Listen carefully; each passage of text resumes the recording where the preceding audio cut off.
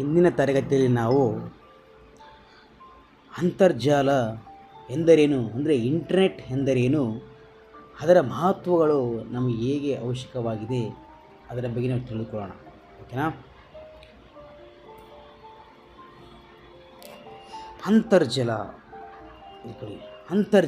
ಅಂತರ್ಜಲ ಎಂದರೆ ಮಾಹಿತಿಯನ್ನು ವಿನಿಮಯ ಮಾಡಿಕೊಳ್ಳುವ ಜಲವನ್ನು ಅಂತರ್ಜಲ ಎಂದು ಕರಿತೇವೆ. ಅಂದರೆ ಒಂದು ಮಾಹಿತಿಯನ್ನು ನಾವು ಪಡೆದುಕೊಳ್ಳಬೇಕಾದ್ರೆ ಅದಕ್ಕೆ ನಾವು ಏನೆಂದು ಕರಿತೇವೆ? ಇಂಟರ್ನೆಟ್ ಎಂದು ಕೂಡ ಕರಿತೇವೆ. ಅಂತರ್ಜಲ ಕರೆಕ್ಟ್ ಆಯ್ತು. ಅಂತರ್ಜಲ ಸಂಪರ್ಕವನ್ನು ಗಣಕಯಂತ್ರಗಳಿಗೆ ಮೋಡಮ್, ಅಂತರ್ಜಲ, ಈಗ ನಮಗೆ ಅಂತರ್ಜಲ ಬೇಕಂತಂದರೆ ಅಂತರ್ಜಲ ಸಂಪರ್ಕವನ್ನು ಗಣಕಯಂತ್ರಗಳಿಗೆ ಮೋಡಮ್ ಮೂಲಕ ದೂರವಾಣಿ ಸಂಪರ್ಕದ ನೆರವಿನಿಂದ, ಅಂದರೆ ಫಸ್ಟ್ ಅಂತರ್ಜಲವು ಮೋಡಮ್ ಸಣ್ಣ ಮಾಡುತ್ತೆ.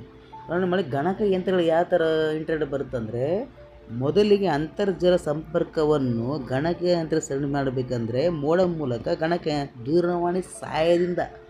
ದೂರವಾಣಿಯ ಸಂಪರ್ಕ ಸಹಾಯದಿಂದ ಗಣಕಯಂತ್ರಕ್ಕೆ ಮಾಹಿತಿ ಕೊಡುತ್ತೆ.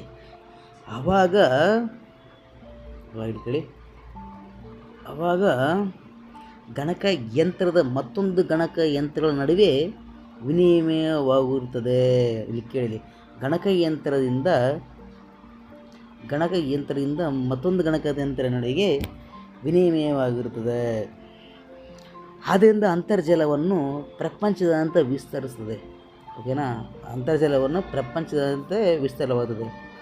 ಅದರಲ್ಲಿ ಗಣಕಯಂತ್ರ ಇನ್ನೊಂದು ಗಣಕಯಂತ್ರಕ್ಕೆ ಮಾಹಿತಿ ಕೊಟ್ಟದ ಮೇಲೆ ಅದು ಮಾಹಿತಿಯು ಪ್ರಪಂಚದಾದ್ಯಂತ ಹರಡಿಕೊಂಡು ಬಿಡುತ್ತೆ, ಇಂಟರ್ನೆಟ್.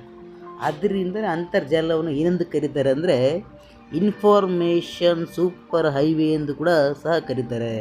ನೋಡಲಿ, ಇನ್ಫಾರ್ಮೇಷನ್ ಸೂಪರ್ ಹೈವೇ ಎಂದು ಕೂಡ ಕರೀತಾರೆ.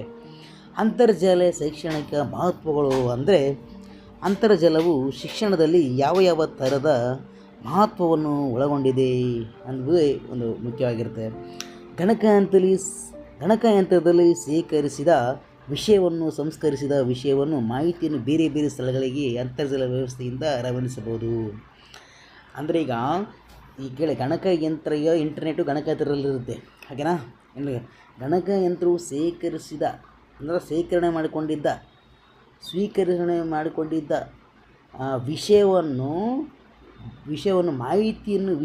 ಮಾಹಿತಿಯನ್ನು ಬೇರೆ ಬೇರೆ ಸ್ಥಳಗಳಿಗೆ ಅಂತರ್ಜಲ ವ್ಯವಸ್ಥೆಯಿಂದ ರವಾನಿಸಬಹುದು. ಅದನ್ನು ಅಂತರ್ಜಲವು ಸಹಾಯಕವಾಗುತ್ತದೆ.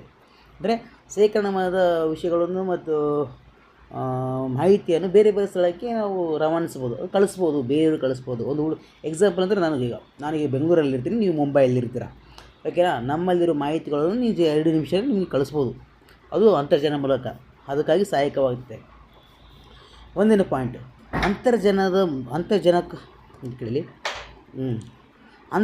ಅಂತರ್ಜಲದ ಮೂಲಕ ಮಾಹಿತಿಯನ್ನು ಸಂಗ್ರಹಿಸಿ ಶಿಕ್ಷಕರು ಸಂಪನ್ಮೂಲಗಳು. ಅಂದರೆ ಈ ಶಾಲೆಗೆ ಏನು ಮಾಡಿದೆ ಅಂದರೆ, ಶಿಕ್ಷಕರು ಅಂತರ್ಜಲದ ಮೂಲಕ ಮಾಹಿತಿಯನ್ನು ಸಂಗ್ರಹಿಸಿ ಶಿಕ್ಷಕರು ವಿಷಯ ಸಂಪನ್ಮೂಲರಾಗಬಹುದು. ಅಂದರೆ ಅಂತರ್ಜಲವನ್ನು ಉಪಯೋಗ ಮಾಡ್ಕೊತಾರೆ ಅವರು. ಸಂಪನ್ಮೂಲಗಳಂದರೆ ಶಿಕ್ಷಕರು, ಉತ್ತಮ ಜ್ಞಾನವನ್ನು ಪಡ್ಕೊಂಡು ತಾವೇ ಶಿಕ್ಷಕರು ಸಂಪನ್ಮೂಲಗಳಾಗಿರ್ತಾರೆ. ಅದು ಅಂದರೆ ತಂತ್ರಜ್ಞಾನದ ಮಾಹಿತಿಗಳನ್ನು ತೆಗೆದುಕೊಂಡು, ಇಂಟರ್ನೆಟ್ ಮಾಹಿತಿ ತೆಗೆದುಕೊಂಡು, ಅಂತರ್ಜಾಲದ ನೆರವಿನಿಂದ ಟೆಲಿಕಾನ್ಫರೆನ್ಸ್ ನಡೆಸಬಹುದು. ಅಂದರೆ ಅಂತರ್ಜಾಲದಿಂದ ಒಬ್ಬೊಬ್ಬರು, ಈಗ ಕರೋನಾ ಬಂದಿತ್ತಲ್ಲ, ಆ ಕರೋನಾ ಟೈಮಲ್ಲಿ ನಾವು ಮಾಡೋದಿಲ್ಲ ಆನ್ಲೈನ್ ಕ್ಲಾಸ್ಗಳು, ಆ ಥರ ಮಾಡ್ಬೋದು. ವಿವಿಧ ಕೋರ್ಸ್ಗಳಿಗೆ ಅರ್ಜಿಯನ್ನು ಪಡೆದುಕೊಳ್ಳಲು ಸಲ್ಲಿಸಲು ಅಂತರ್ಜಾಲವು ನೆರವಾಗುತ್ತದೆ. ಈಗ ಎಕ್ಸಾಂಪಲ್ ಅಂದರೆ, ಈಗ ಪರೀಕ್ಷೆ ನಡೆಯುತ್ತೆ. ಈಗ ಎಕ್ಸಾಂಪಲ್ ಪೊಲೀಸ್ ಆಗಲಿ, ಯಾವುದೇ IAS ಆಗಲಿ, ಯಾವುದೇ UPSC ಪರೀಕ್ಷೆ ಅಂದರೆ ನಾವು ಅಪ್ಲಿಕೇಶನ್ ಆಗಿಸ್ಬೇಕಾದ್ರೆ ಏನು ಬೇಕು ಅಂತ ಅಂದರೆ ಇಂಟರ್ನೆಟ್ ಬೇಕಲ್ವ? ಅದಕ್ಕೆ ಕೂಡ ಅಂತರ್ಜಾಲವು ಸಹಾಯಕವಾಗುತ್ತದೆ. ವಿವಿಧ ಸ್ಪರ್ಧಾತ್ಮಕ ಪರೀಕ್ಷೆಗಳನ್ನು ಅಂತರ್ಜಾಲದ ಮೂಲಕ ನಡೆಸಬಹುದು. ನೋಡಿ, ವಿವಿಧ ಸ್ಪರ್ಧಾತ್ಮಕ ಪರೀಕ್ಷೆಗಳನ್ನು ಅಂತರ್ಜಾಲದ ಮೂಲಕ ನಡೆಸ್ಬೋದು.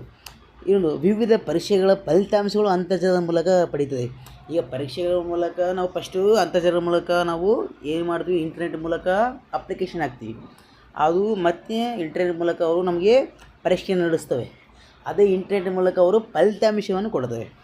ಅದಕ್ಕೆ ಸಹಾಯವಾಗ್ತದೆ ಯಾವುದು ಇಂಟರ್ನೆಟ್.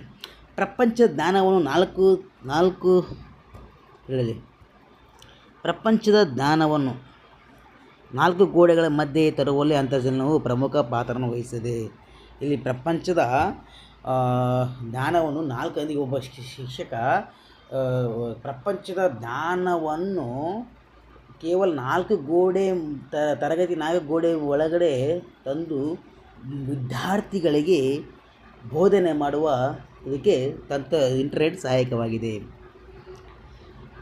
ವಿದ್ಯಾರ್ಥಿಗಳು ತಮ್ಮ ವಿದ್ಯಾಭ್ಯಾಸವನ್ನು ಮುಂದುವರಿಸಲು ವಿವಿಧ ಕೋರ್ಸ್ಗಳಿಗೆ ಪ್ರವೇಶ ಪಡೆಯಲು ಮಾಹಿತಿಯನ್ನು ಅಂತರ್ಜಾಲವು ನೀಡುತ್ತದೆ.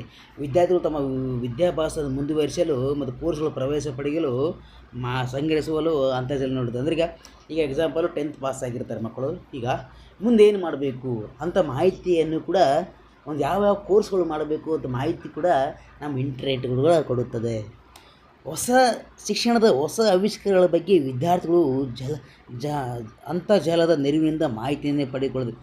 ಈಗ ಹೊಸ ಯೋಜನೆಗಳು ಬಂದಿರ್ತವೆ. ಎಕ್ಸಾಂಪಲ್ ಹೇಳ್ತೀನಿ, ಹೊಸ ಯೋಜನೆಗಳಾಗಲಿ, ಶಿಕ್ಷಣ ಸಂಬಂಧಿಸಿದ ಯೋಜನೆಗಳಾಗಲಿ, ಆರ್ಥಿಕ ಸಮಸ್ಯೆ ಬಗ್ಗೆ ಯೋಜನೆಗಳಾಗಲಿ, ರಾಜಕೀಯ ಬಗ್ಗೆ ಯೋಜನೆಗಳಾಗಲಿ, ಅಂಥ ಯೋಜನೆಗಳನ್ನು ಮುಂಚಿತವಾಗಿ ತಿಳ್ಕೊಳ್ಳೋಕ್ಕೆ ಅಂತರ್ಜಾಲವು ಸಹಾಯಕವಾಗುತ್ತದೆ. ಗ್ರಂಥಾಲಯದಲ್ಲಿ ಪಠ್ಯಪುಸ್ತಕಗಳಲ್ಲಿ ಮಾಹಿತಿ ಲಭ್ಯವಿಲ್ಲದಾಗ ಅಂತಹ ಮಾಹಿತಿಯನ್ನು ಅಂತರ್ಜಾಲದ ಮೂಲಕ ವಿದ್ಯಾರ್ಥಿಗಳು ಪಡೆದುಕೊಳ್ಳಬಹುದು. ಗ್ರಂಥಾಲಯದಲ್ಲಿ ಪಠ್ಯಪುಸ್ತಕ ಎಕ್ಸಾಂಪಲ್ ಒಂದು ಗ್ರಂಥಾಲಯ ಇರುತ್ತೆ. ಆ ಗ್ರಂಥಾಲಯದಲ್ಲಿ ಪಠ್ಯಪುಸ್ತಕಗಳು ಯಾವುದಿರಲ್ಲ. ಅಂದರೆ ಅವರು ನಮಗೆ ಬೇಕಾಗಿರೋಂಥ ಪುಸ್ತಕಗಳು ಇರೋಲ್ಲ. ಅಂಥ ಟೈಮಲ್ಲಿ ನಾವು ಸ್ವಯಂ ಕಲಿಕೆಯನ್ನು ಕುರಿತಾಗಿ ನಾವು ಇಂಟರ್ನೆಟ್ ಸರ್ಚ್ ಮಾಡಿಕೊಂಡು ಆ ಮಾಹಿತಿಯನ್ನು ಪಡ್ಕೊಳ್ಳೋಕ್ಕೆ ಇಂಟರ್ನೆಟ್ ಸಹಾಯಕವಾಗಿದೆ ಅಂತ. ವಿಡಿಯೋ ಸಂದರ್ಶನಕ್ಕಾಗಿ ಅಂತರ್ಜಾಲವು ಬಳಸುವರು. ಈ ಎಕ್ಸಾಂಪಲ್ ಹೇಳ್ತೀನಲ್ಲ, ನಾವು ವೀಡಿಯೋಗಳಿಗೆ ನಾನು ನಿಮಗೆ ವೀಡಿಯೋ ಮಾಡೋಕ್ಕಾಗ್ತೀನಲ್ಲ, ಅದಕ್ಕೆ ಕೂಡ ಇಂಟರ್ನೆಟ್ನಿಂದಲೇ ಸಾಧ್ಯವಾಗಿದೆ. ಓಕೆ, ಇಂದಿನ ತರಗತಿ ನಾವು ಗಣಕಯಂತ್ರ ಎಂದರೇನು, ಗಣಿತ ಯಂತ್ರದ ಮಾತುಗಳ ಬಗ್ಗೆ ತಿಳಿದುಕೊಂಡಿದ್ದೇವೆ. Thank you so much.